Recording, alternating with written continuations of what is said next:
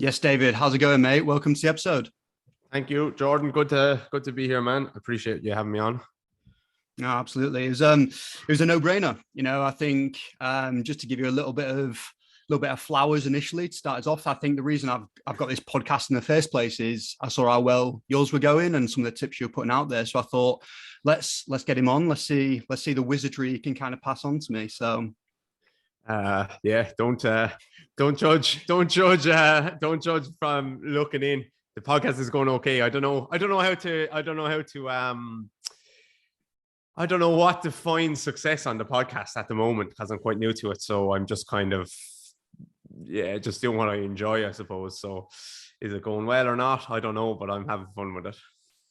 I suppose that's I guess it's the feedback and stuff. Like I've definitely looked at all the metrics and it's super hard to see what actually goes well and what doesn't. Like I haven't figured that out yet. Because really, what is it? It's you get retention. That seems to be a big one. And you don't have an advert in yours, do you? You don't put like a We just yeah. add advertise our own stuff. That's it. Yeah. So I advertise my own stuff and have it like the middle point pretty much. And you can just see the retention. It's like steady, steady, steady drop. Oh, Everyone really? knows. Yeah. So what I'm going to try and sneak up on people soon. I think that's the way I'm going to go about it. So does that mean that when it drops, that means that it's not that they've skipped through it, it's that they've maybe turned off, some people have turned off the episode then? No, so you can see like it's like a bridge, it's like a sudden gap, and then they rejoin after that point. So it's I was yeah, I don't know. I need to figure this out. It's definitely not easy. Yeah. I just have is that a pre-recorded thing you put in? That one is a pre-recorded at the moment. And I guess what I've kind of noticed from yours is it's more kind of organic chat, you know. Yeah.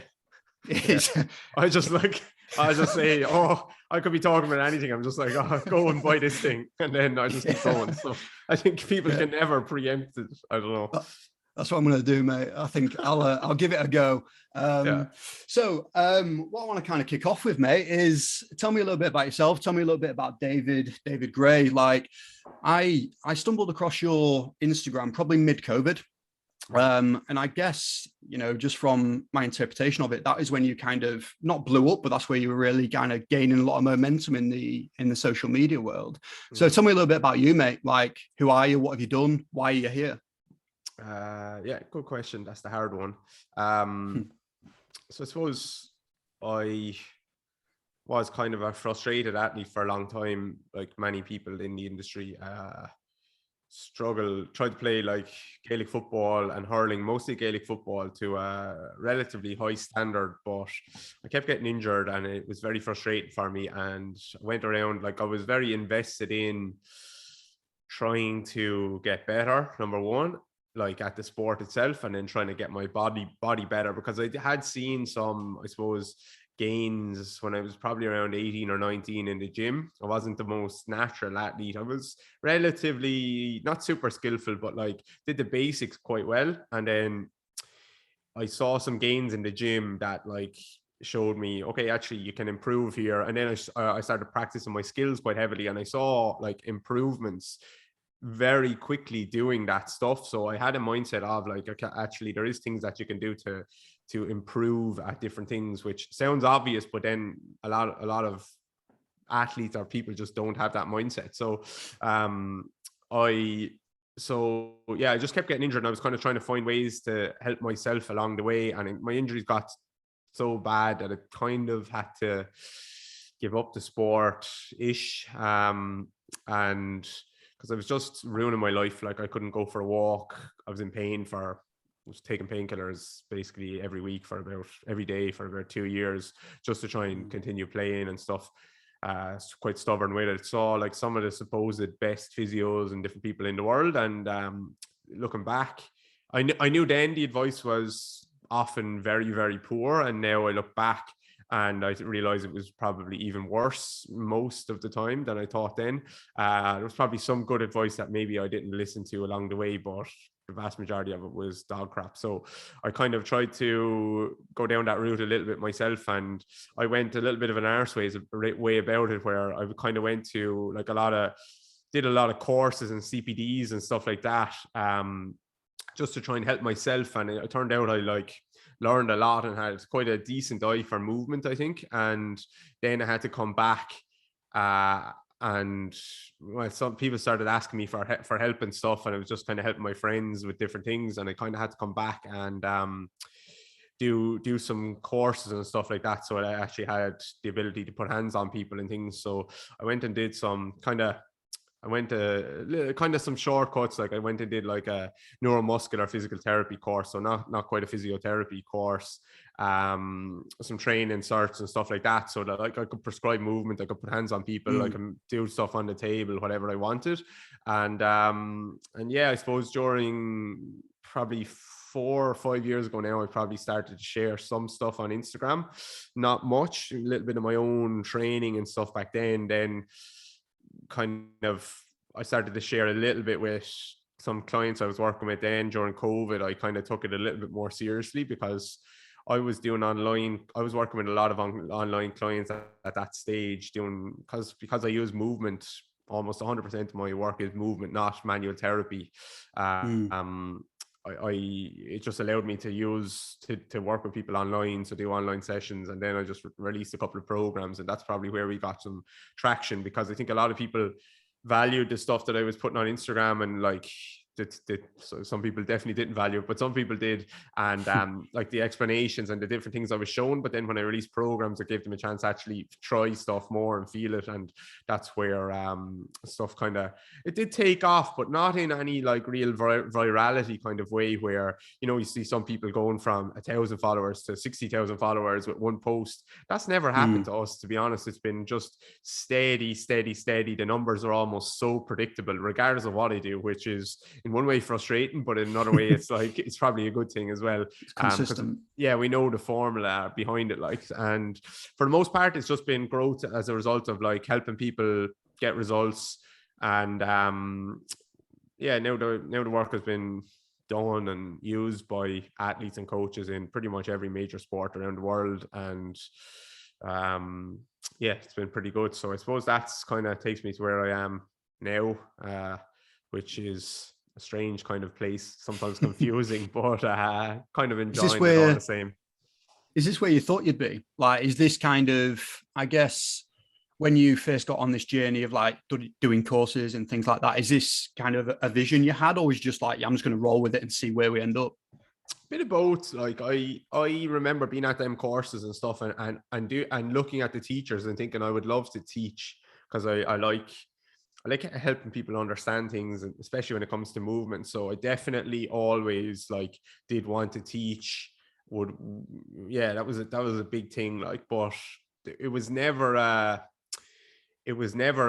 like where I was trying to push myself in that direction. It just kind of happened organically, but I knew that was what I would like to do. It probably just happened maybe a little bit quicker than I expected, but I've never taught that I'm not very comfortable teaching. I don't think very super comfortable teaching, and not that I know everything, but I'm pretty confident in the things that I think I know. But at the same time, I'm not afraid to like just throw it in the bin and change my mind. Hopefully I reserve the right to be wrong, and I have been wrong about a lot of things, but I try and just audit that a little bit if I can. And I think that's what I've know, like I try not to have too strongly held beliefs about anything, and that allows me to have a little bit of comfort in the things that I'm teaching, because I could turn around a week later and say, it doesn't happen too often that I have a big massive turn, like, but I could turn around and actually say, I was wrong about that. I actually feel like it was this now. So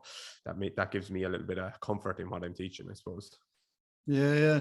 It's cool to see. Like, I probably similar to yourself, I love seeing success stories. I love seeing people doing well, same as with athletes. And I think the thing that I really enjoy around, your social media, the way you seem to be doing things and the way you kind of put yourself across, is it seems super authentic. It just seems like you, for good or bad, it's you. This is who you are.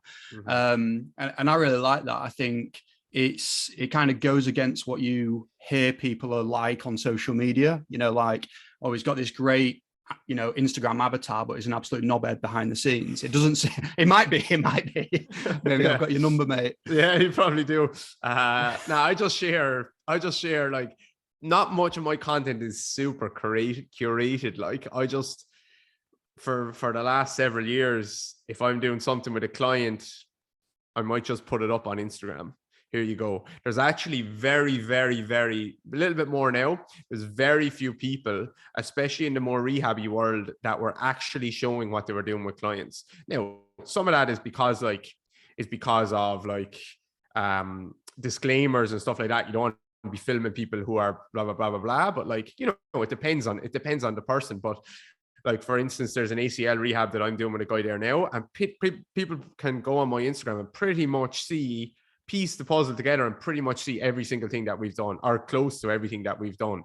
And that leaves you open to like shots being fired at you and saying, why are you doing this? Why are you doing that? But at the end of the day, it's up there. I'm not faking anything. I'm not talking about something on Instagram that I'm not actually using with a client. I know someone who's like teaches courses and has a big fancy curriculum. And guess what they actually do in clinic? They just dry needle people. And it's all this fancy curriculum. Like, but whatever I talk about, I put up pictures, or if it's just my life. And I think people could benefit from doing a little bit more of that type of thing. And we have had a lot of people that like have literally copy and pasted our content and used it on their own social media, and it doesn't get any traction because it's not them, like, you know. So it just doesn't, it's Instagram and social media is about not just the information, but it's about authenticity, like you're saying, entertainment. All these things come together, and people can realize when you're not actually being yourself very, very quickly, I think. Yeah, I agree, mate. Tell me about, so you said around like shots fired then. Is that something you've had a lot of experience with, like the troll mentality? Is that something that's kind of got you, or you've been relatively okay? Not really, not too much. A little bit here and there, but very, very little, I would say. More probably people just talk behind your back where they're saying like this is bullshit or whatever, but not too many. No, not too many. I stay away from it as well, because I don't go trying to fire shots at people or anything like that. Yeah. I pretty much just focus on what we're doing and try and like put up stuff that I think here's what I'm going to say. I'm not trying to tear anyone else down to build us up. So I think the more you do that, the more you're going to get people coming back at you. So we don't do too much of that. I try not to get into the negativity side of it or look at the meme stuff too much, where although I do enjoy some of them, but I don't try and get into that too much. Not because I don't think it, like, some of those people that are doing that are providing value just in a different way, which is using memes to get a message across. But the negativity just gets to me a little bit. Like my personality, I just try, and it just doesn't sit right with me. It just bugs me a little bit. It would be in the back of my mind that I'm doing this. So I try and be as positive as I can, because that just is better for my life and my lifestyle, I think.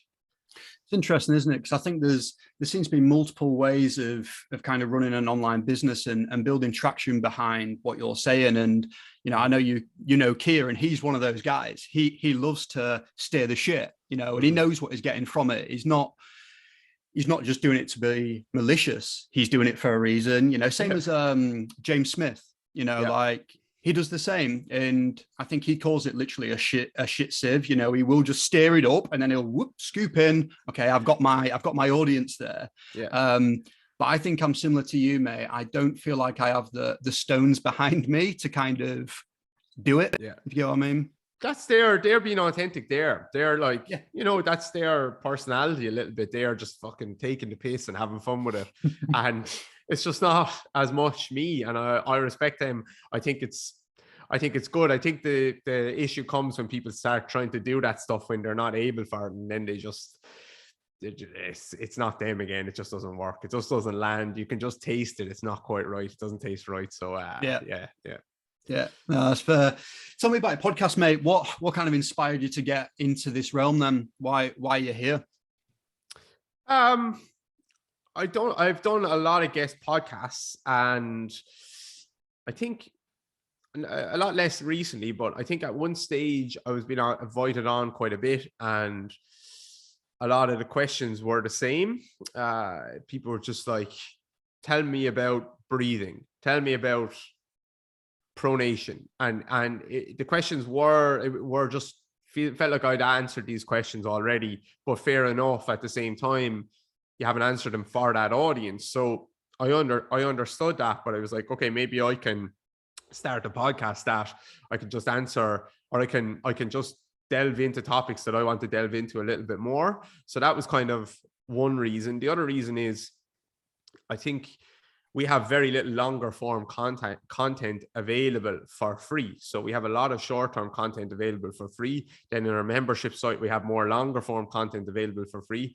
But the issue with Instagram is I put up a post today and in a few days' time, it's gone forever, basically. It's just no one's going to scroll down and see that anymore. So I think for someone to be able to come into our world and actually want to get to know like what we do and all that stuff a little bit more, then there needs to be more for them, and they can go onto the podcast. And now, like, within, I think we're on episode 32 or something like that, so there's 32 episodes. They don't have to listen to them all, but they might flick through, and suddenly within a week they've listened to 7 episodes. That's like maybe 7 hours of content from us, and they know us a lot more, and now they're in a much better place to make a decision. Okay, do I actually want to move on and buy some stuff here or whatever? And even if they never do, that's fine, but like they get a chance to make that decision with a little bit more longer form content that's a bit more evergreen. And the third reason, I suppose, was I think I'm quite bullish on podcasting. I listen to podcasts. I like podcasts. I really enjoy them because I go for walks and I pop in a podcast, and I feel like it's a medium that's going to keep getting bigger and bigger and bigger. I don't think it's hit. A lot of people think they're like really late to podcasting. There's so many podcasts. Should I bother even doing one? I would say, like, the answer is, if you want to do one and you feel like you have something to offer, then yes, it doesn't matter how many other podcasts are there. So I'm quite bullish on that. And I feel like you could build something quite good and something that you're proud of doing that. And then the last reason is I wanted to talk to people that I thought were cool and get guests on. And that's what I've done. And for instance, today we just released, like I said to you there a few minutes ago, a episode with Dwayne Chambers, British Olympian sprinter. And I was walking on air after that podcast, after that episode. I went after that, like, he just talked about his career, his doping ban, the race with Usain Bolt in Berlin in 2009, when Usain Bolt set the world record that still stands. Like, Dwayne was in that race. He talked about all the things that happen before a race when they're warming up and in the chill room with the other athletes and all this stuff. And the smile on my face through that whole episode, and I left that episode, I was like, that was a fucking privilege for me to sit there and talk to him. It was honestly, I try to be grateful, like, but I'm not overly, I just kind of, things are bad or good, I try to stay pretty middling all the time. And I was just walked away from that. I was like, that was just insane that I was able to do that there. And I just really, not even in a fanboy or girl type of way, it was just like, I just really enjoyed that. And I've enjoyed lots of the episodes that we've done. And I suppose the final reason is that I have a little bit of a platform. Some people have way more of a platform, others have a bit smaller. It doesn't matter. I just have a bit of a platform, and I wanted to have an unselfish way of just bringing people that I respect onto my platform and exposing some of my audience to those people and their ideas. I feel that's important, and I want to give back in that way. So that was probably a long answer around the podcast. No, mate, it's good. It's good. I think one of the things I'm super curious of around that is, like, Dwayne Chambers, like, how have you gone about, do you know him personally? Does he live next door to you? Or have you hunted that, have you kind of put yourself in a situation where you can get these great guests on? I don't live next door to him. I was going to say I bet him in a race or something, but I didn't. No, he asked me to help him rehab his Achilles, and then I just did a little bit of work on it with him, and he I just said to him, will you come on my podcast? I just took the chance. I was like, will you come on? And he said, yeah. And he's a super nice guy. And honestly, this is the one podcast where I'm saying, like, I think everyone should listen, regardless of if you're not into sprinting that much. Someone who was ridiculed and was massively down, and the media was all over him for years and years and years. And like, the outlook he has on life and stuff now is just so good. So it was just basically Just helping him out and asking him. That was it. Yeah.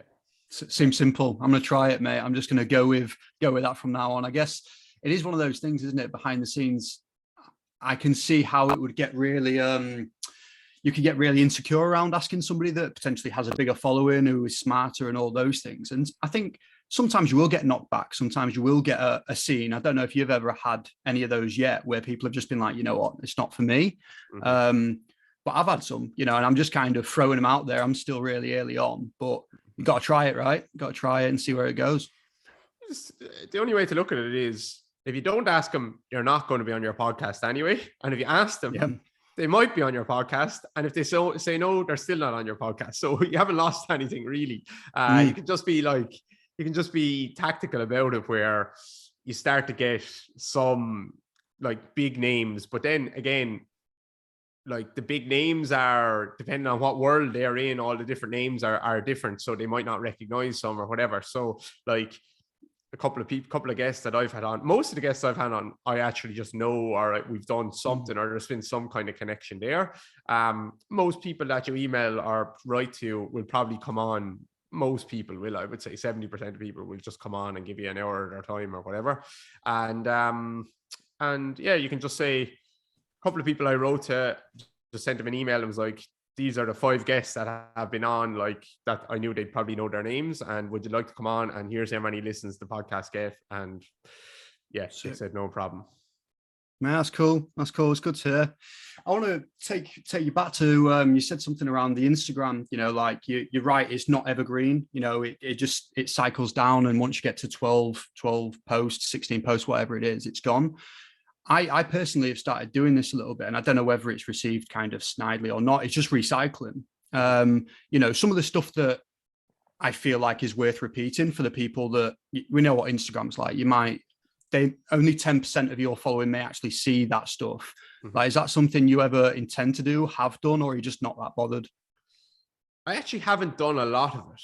I have done some. I haven't done a lot, because some of my older content, when I look back now, is a bit shitty. And so I have said the same message several times, like where I explain something maybe in a slightly different way. But I feel like now we're starting to produce some content that is a bit better and looks a bit better. And if Instagram Reels are still around in 12 months time, I will definitely be able to use a lot of the content that I've put up over the last month and stuff like that. And I will definitely do that. But yeah, I think especially now it's tricky to just recycle it or just use what you've done in the past, because most of them posts aren't going to land very, very well now, because it's just gone to so much real content. Yeah, no, I get that.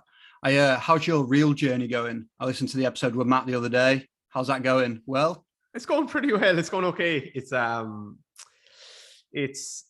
There's like, I have like a conflicting battle with myself, where in one way I've all the time I've just done what I wanted to do, and that has worked. Worked is like whether I could be way bigger and have made way more money and had much bigger impact. Maybe I could have if I did things smarter. So I don't know if it actually has worked or if it has held me back, but whatever I've done has worked to a certain degree, by just being like, I'm just going to put up whatever I want in whatever format I want. But Instagram has made that very difficult at the moment. It's just like your views just go through the floor if you're not doing reels in a certain way. So I've started to try and do that, and it's going okay. It's hitting a little bit, but even still, like the time that I'm putting into posts now, like it could be an hour that I put into a post, or an hour and a half. It's still not getting as many views as stuff that it took me 10 minutes. Yeah, that's the thing. A year ago. It's infuriating. Yeah. So. It fully rattles me, that. And I think one of the things, I don't know if this is actually a genuine thing. I don't want it to be a full, a podcast around social media, but when you put links in your story, that seems to be a surefire way to cut my story views. I don't know if that's the same for you. Yeah, they don't want you putting in links, basically, because you're driving people away from Instagram. So that's what's going on there.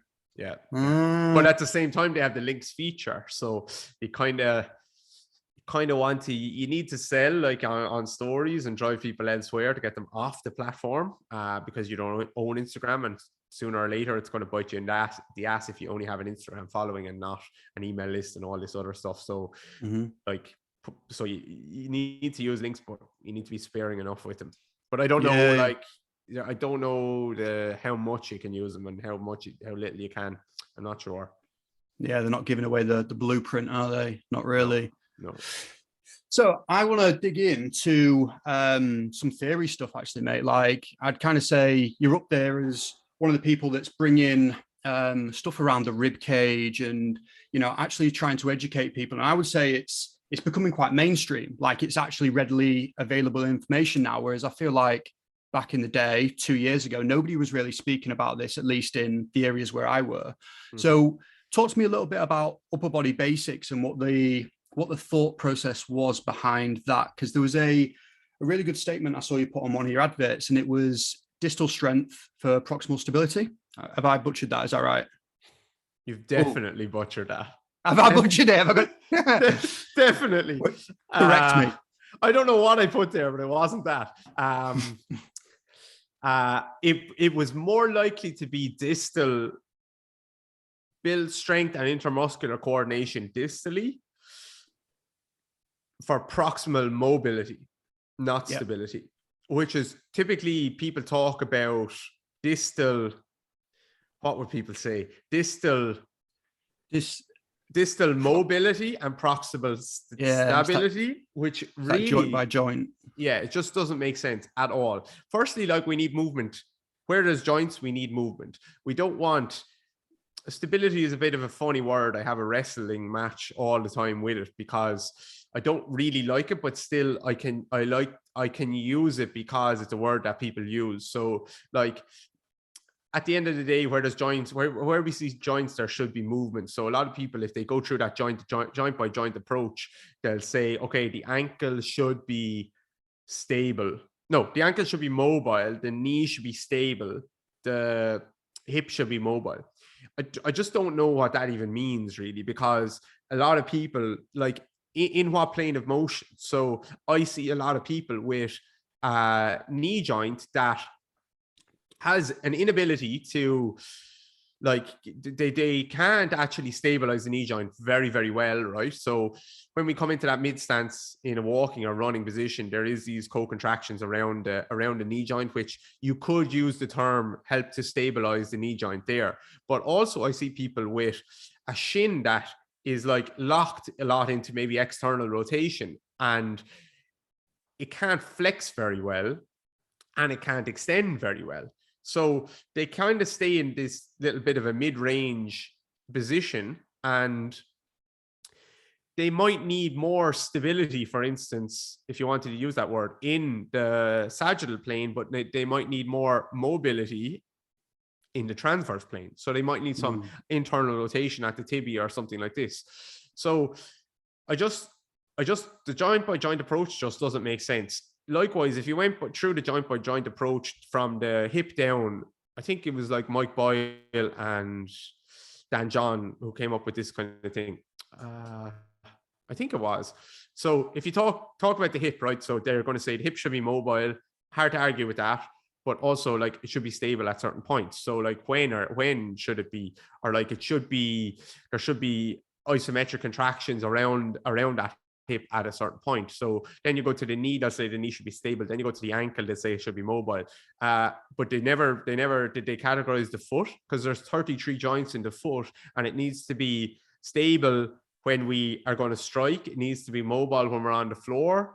And then it needs to be stable again, or rigid again when we go to push off, because we need to push off on a rigid lever of a foot, a more supinated foot. So the other way of going stable, mobile, stable with the foot is supination, pronation, supination, or external rotation. You could say is more that stable position. Internal rotation might be more of that mobile position, and then external rotation, that supination again. So like, people are just throwing out things like this: stable, mobile, stable, or whatever. It just doesn't make sense. You need movement where you need it.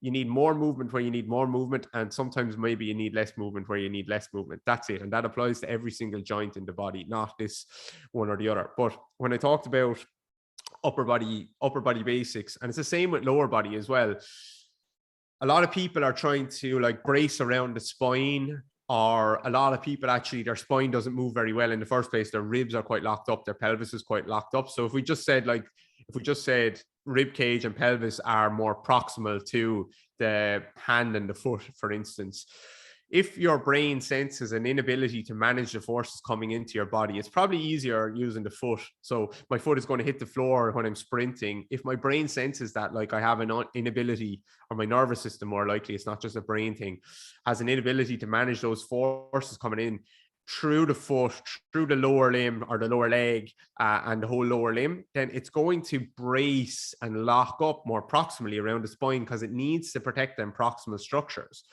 So a good way of getting more mobility proximally, allowing those ribs and the pelvis and the spine to actually move more freely, is actually to give the nervous system and the body an ability to manage the forces coming into the body distally. Another way of looking at it is, if a rugby player was coming to smash into me, I have the ball, I want to hand them off.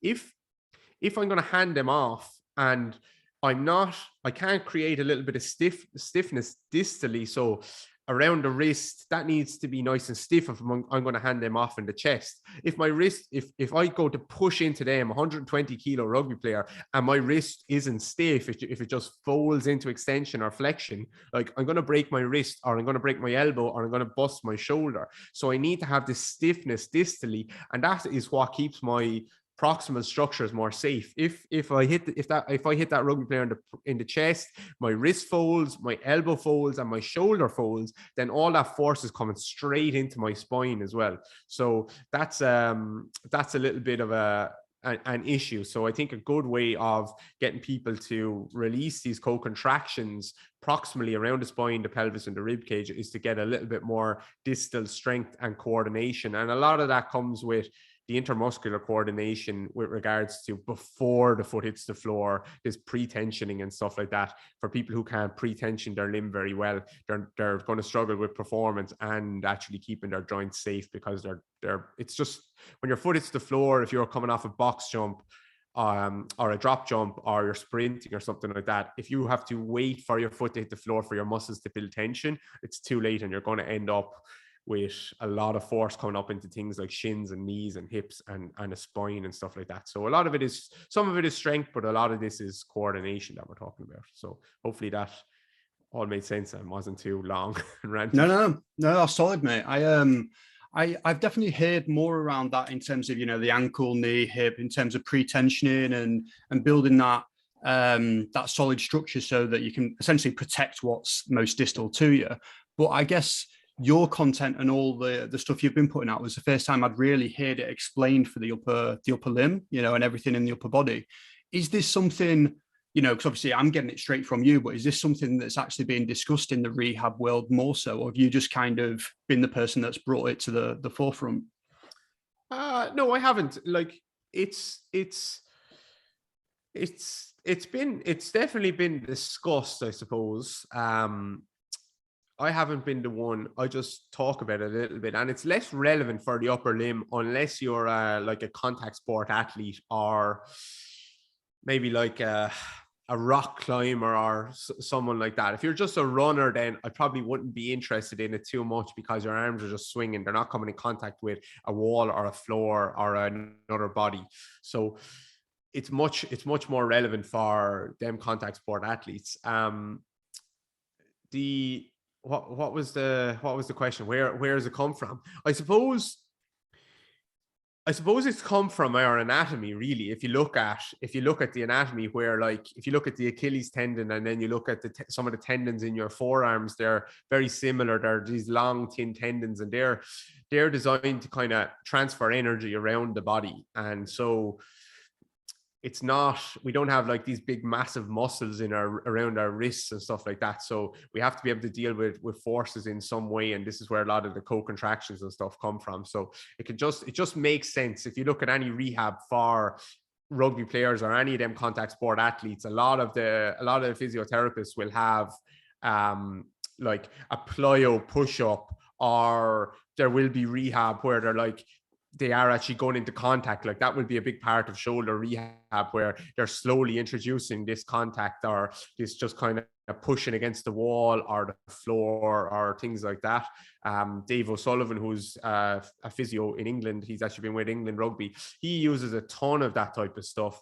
I don't use that much, but I don't work with as many rugby players as he probably does. But I can see, like, if you have a rugby player with an elbow or a shoulder issue or a neck issue or an upper back issue, like, you definitely want to make sure that they're very strong and very stable, if you wanted to use that word, and able to create that stiffness through the upper limb.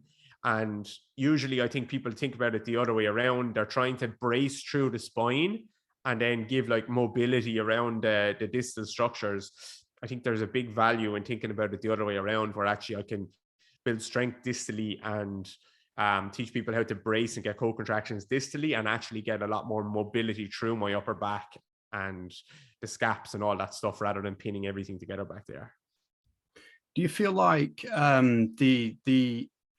the people that are using, you know, the upper body basics, lower body basics, do they struggle a lot more with the upper body side in terms of the coordination and all those things? Because generally it's not as readily available, or not really? Good question. I think people in upper body basics, we put a massive emphasis on like freeing up that upper back. I think one of the worst cues in the gym world that was ever like pushed into the mainstream was shoulders back and down for everything, right? So it just completely locks people into place.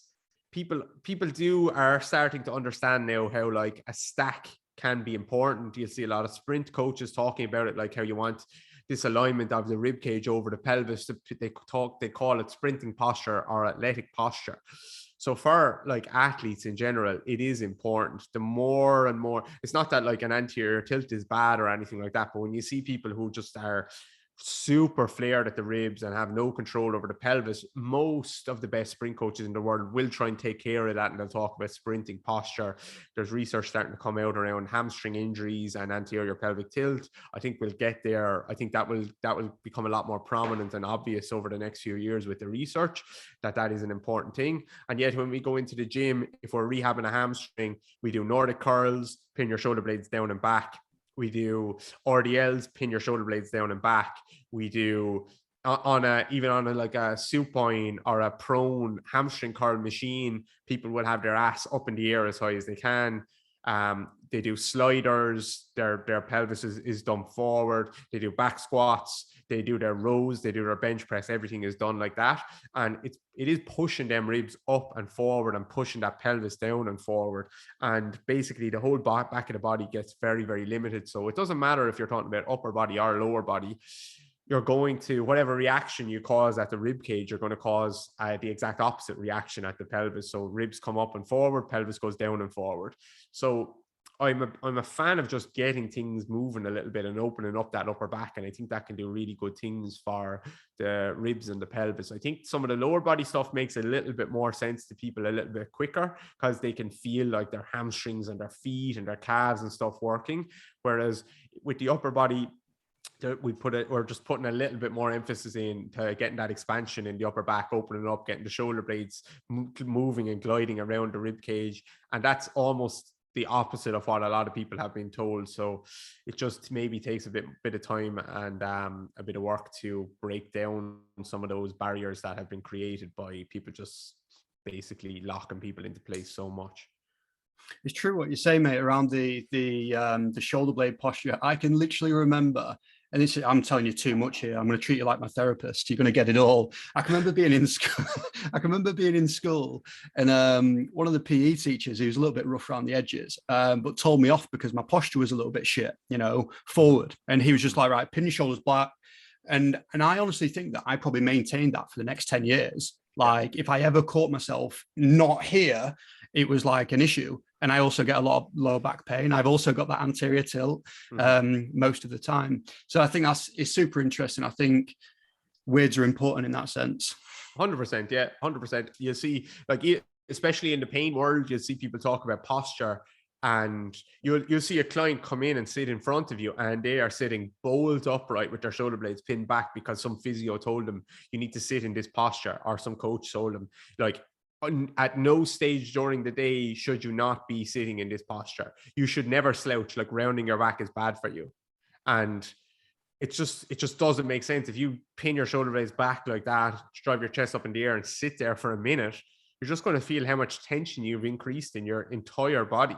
Just let it go, let it go, let it go. So there needs to be movement in the body, and we need to be able to relax, I think, and that's important. My girlfriend, actually, sorry, my wife now, Kira, she did a personal trainer course a few years ago, probably 4 years ago or something, and she came home, and the people that were teaching in that course had them all stand up and pin their shoulder blades back and stick their chest up in the air, and he timed them for 2 minutes. And these were all trainers who were being trained to train other clients, and timed them for 2 minutes and hold that position, and went around and corrected them all. And this was the thing he said: you need to practice this every hour of the day to stand in this position, so that your body learns it and holds there. And then in every session you ever do with a client, time them for 30 seconds to 2 minutes and make sure they're holding that position. It's literally the stupidest thing I have ever heard, but that's an extreme example, but this is what's going on with people. Like, every gym session that you see, these are the cues: chest up, shoulder blades down and back, and they initiate their rows with that. Like, a lot of people are rowing where they pull the scap back and down first, rather than just moving their arm and letting the scap do what it needs to do. So much excessive cues and tension being created in people's bodies from a misunderstanding and a misapplication of anatomy and biomechanics. Mate, that story fucks me off. Like, that really annoys me. Like, and I see it all the time. Like, I work in a lot of different gyms at the moment. I kind of move around a little bit, and just seeing personal trainers, gym instructors, physios, like, it's not just one profession, but just incompetence. And I hate it, because if I was going to send my mum to a PT, I'd hate the thought that my mum is going to be in their hands, and I think some things might not directly be damaging. It might be a long lasting thing that just builds up over time, but it grinds my gears. And I don't think it'll necessarily change in a heartbeat either. No, I don't think so either.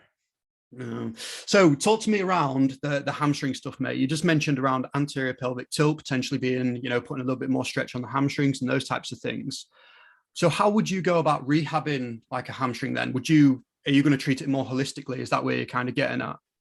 Yeah, I treat it holistically. Like, I treat everything holistically. I've never seen a hamstring walking or running down the street on its own. Same with a foot, same with a knee.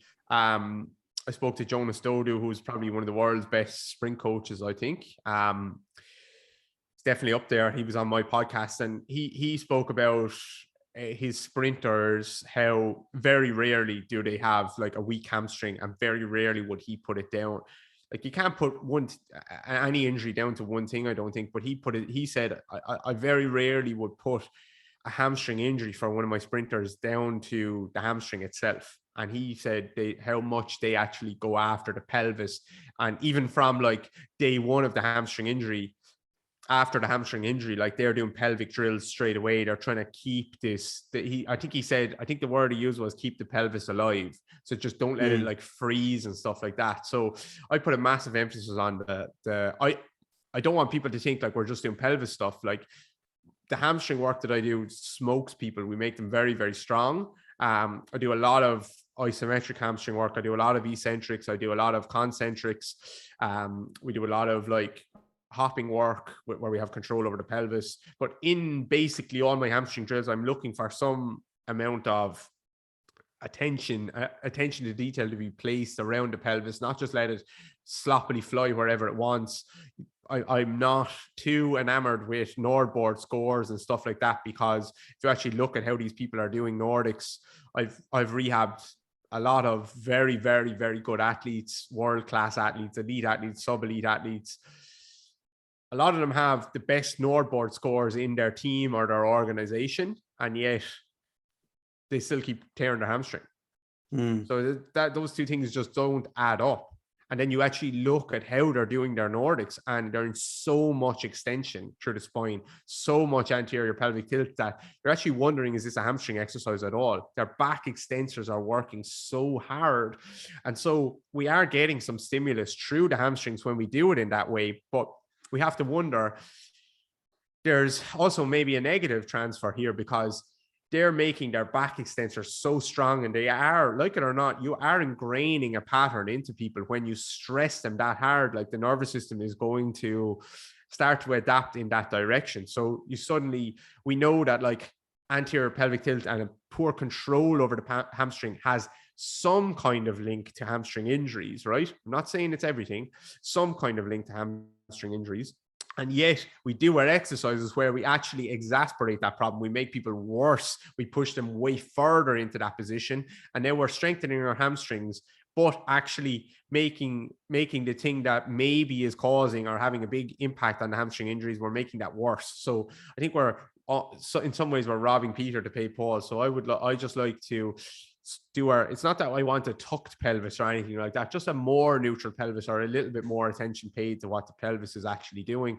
And that's just, people argue with that, but it shouldn't be that much of a reach to think about, like, just, okay, maybe control your pelvis a little bit when you're doing these exercises. And yeah, so just a mix of like postural control, ribs and pelvis, hamstring exercises where we get people very, very strong. And then also maybe like opening up the hips a little bit sometimes, where you just see people are just really compressed. They have very little movement around the hips, and so they're always being pushed forward or whatever. And then a little bit of a focus on running mechanics, like swing leg retraction, all this stuff, so that the leg is just not swinging out in front all of the time. There's actually some kind of coming back and down towards the floor, different things like that. It doesn't look probably that much different to what a lot of people are doing. It's just trying to bring up all these qualities rather than just putting all my eggs in the strength basket, I think. Absolutely. I think that's awesome, mate. I think the fact that you're speaking around these things is great. And one of the things I saw the other day was around, I'm going to butcher the statistic here, but it was an NFL statistic around preseason. And it was something like 50% of the injuries that happened in the total season happened in preseason. Mm-hmm. And I'm like, wow, like what's happened here? What's been the cause? And no doubt probably just a training load thing. I think the actual study may have been after COVID as well. So there's probably a lot of different things that are going into that. Yeah. It's low, like load is just through the roof there. You see it in every sport pre-season. If you can survive, if you can just stress people enough in pre-season, which is very difficult to do, because you don't want to leave them under-trained coming into the season, obviously, but I think people probably just try and think that they can achieve so much in a 2 or 3 week spell, which they just can't, and they just need to back off a little bit and then try and bring up some qualities or maintain some qualities throughout the season, rather than just throwing the kitchen sink at it and actually injuring athletes. And if an athlete gets injured in pre-season, I don't know the exact stats, but they're way, way, way more likely to get injured again during the season. So I just like to be a little bit more, not cautious, I'm quite aggressive with things, but like you just see a lot of injuries that are very unnecessary, I think. Avoidable. Yeah. I think I work in rugby a fair bit. I've got a few rugby athletes that I take care of. So I'm in, pretty good contact with the head coaches of those different clubs. And, speaking through preseason at the moment, we're approaching that time and, trying to get some idea of, okay, what the boys can be doing, so I can try and build them towards that point. And I've had some, honestly, mate, like, well, we've got, boxing in the morning, Monday to Friday for rugby. And I'm like, well, where does that fit in? I get it from a cross training standpoint, but it's not the time. You've gone from 0 to 100 really quick. And that is the worry, isn't it? I think it's coaches sometimes just getting twitchy feet, twitchy fingers, whatever it is. Have I messed that up? I think I butchered that one, haven't I? No, you're like, I think Kier has probably done the best job on that, like reverse engineering the sport. You see what he's done in NFL. He's changed some of the preseason tests and stuff that they use. And it's just been trying to be so clear around what are our KPIs and moving towards that. But that's easy for me to say because I'm not working with a professional club or organization where they have to deal with 20, 30, 40, 50, 60 athletes at a time. And they're trying to just do as much as they can in a short space of time. It's very easy for me to say, but in reality, it's very difficult. But I just do feel like people are a little bit, you see it in Ireland, like in Gaelic football and hurling, just people just don't understand load, volume, and how much you can actually achieve, especially in your gym work, how much you can actually get done with like just doing a bit more, just doing a bit less, but doing it really well. You can actually get so much done. Absolutely, mate. Absolutely. One final question for you, mate, and then I'll let you run. So I guess some of the things we think, well, actually, let's take it back a little bit. What would you kind of pigeonhole yourself as? Would you say just rehab specialist, a coach? Are you a physio? Like where would you kind of fall, do you think? I just rehab people. I just work with people I help people move a bit better and like feel and move a bit better. So there is some elements of like just coaching people who aren't actually injured. I have a little bit of that. I don't do too much of that, but sometimes it's just athletes who I've rehabbed maybe, and then they just want to keep training in that way. So I just kind of say I help people move better, get a bit stronger, usually more towards the field-based stuff or the running stuff, less like I'm not working with too many powerlifters or Olympic lifters or strongmen. They're just not my sports. I just don't understand them that well. I have worked with some like of the world's best powerlifters and stuff where it's just like a few little sessions to clean up a few issues they have, because I don't feel like you need to know the sport that well. You need to just know your anatomy and your biomechanics to help someone get more dorsiflexion that they're just struggling with, or their knee, clean it up or whatever. But like, I'm not working deeply in those sports, and I'm not trying to make people better at those sports. So I just help people move better who are probably struggling a little bit. That's as simple as I like to keep it. Nice. Cool. So I guess that does build me into the next question then, which is, I guess, when trying to kind of rehab an athlete, and you're kind of more on this rehab spectrum and, trying to return them to play, and eventually there'll be this, in some way, a full handover to the S&C coach. Like, what do you feel like S&C coaches need to know to push that forward? Because there seems to be that spectrum, physio is really good at return to play, but a shy to strength training and exercise prescription and load and all that. And then it's the polar opposite on the other side. Strength coaches just have an appreciation of go, none of the minutia. So what's your thoughts on that? It's a big one. I think they're meeting in the middle. It's a big one. It's also a simple one. I think the physio side needs to understand load a bit better. And I think the S&C side probably needs to understand like anatomy and biomechanics a bit better. I think that's it. If I had my choice, I would, between like if I had an injury and I needed to I could choose between a poor physio and a good S&C. I'd go to a good S&C all day long because they understand load. And like you can just meet someone where they're at and say, okay, you can't do a calf raise off a step, you can do it off the floor. Like any good S&C can understand that, right? Okay, it's a little bit painful for your Achilles. No, I won't use Achilles because that's a bad example. It's just a little bit painful when you do a squat to 90 degrees, so on your knee, but it's actually fine when we go a bit higher. Okay, I'm going to choose a higher box squat variation. Like, S&Cs understand that, and that's a good way to rehab an injury. I would just like people to be a bit better. Not I would like that sounds a bit pompous. I just think biomechanics is and anatomy is very important, and actually it doesn't make things more complicated or complex. it makes things simpler. You just start to understand a bit easier why someone is struggling with a certain movement, and then it makes your exercise prescription a bit better. So, but that goes for our physios as well. They're quite poor. I think a lot of them are quite poor at that side of things. But this is my bias, because that's a lot of what I teach is like anatomy and biomechanics and communicating that in a simple way with your clients. So I'm probably always going to be biased in saying people should be better at that, because that's some of how I make my money. But I still think it's the case. I agree, mate. I agree. Awesome. Cool.